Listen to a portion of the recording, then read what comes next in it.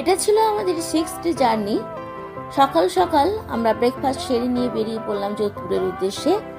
মাঝে রাস্তায় গাড়ি দাঁড় করিয়ে দুপুরে খাওয়া দাওয়া হোটেলেই সেরে নিলাম।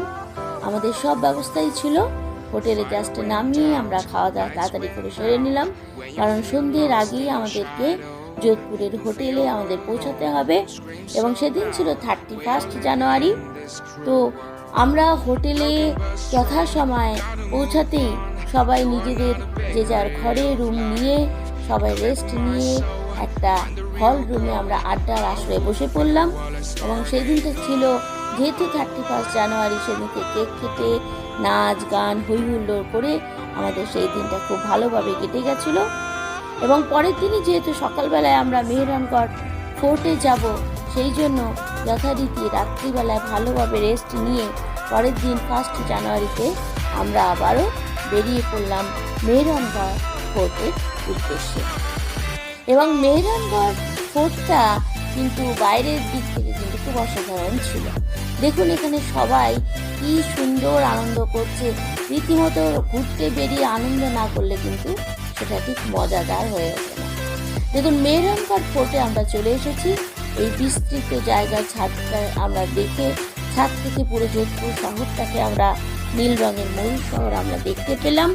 এবং সেটা কিন্তু রাঠুর বংশের 1459 খ্রিস্টাব্দে রাজপুত রাওযোধা বানিয়েছিলেন, যেখানে প্রাচীন ইতিহাসের নিদর্শন, কামান, কপিকল এগুলো আমরা দেখতে পাই আরও অনেক আসবাবপত্র।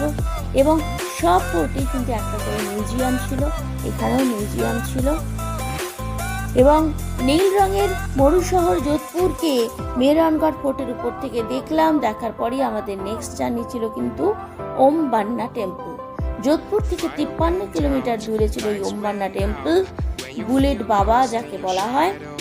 প্রচণ্ড ভিড় থাকায় আমরা শুধুমাত্র পুজো দিয়ে সেখান থেকে বেরিয়ে গেলাম। এবং তারপরেই আমাদের নেক্সট জার্নি ছিল আরাবল্লী পর্বতের হাইয়েস্ট পিক মাউন্ট আবুর উদ্দেশ্যে। মাউন্ট আবুতে আমরা সন্ধ্যেবেলায় পৌঁছে গেলাম। যথেষ্ট আমাদের হোটেলগুলো সুন্দর ছিল।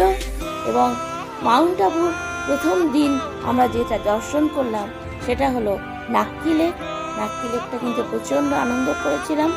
এরপরে এক এক করে মন্দির, আমরা সোমনাথের মন্দির, তিলওয়াড়া টেম্পল, সব মন্দিরে কিন্তু অর্বুদার মন্দির আমরা গেছিলাম।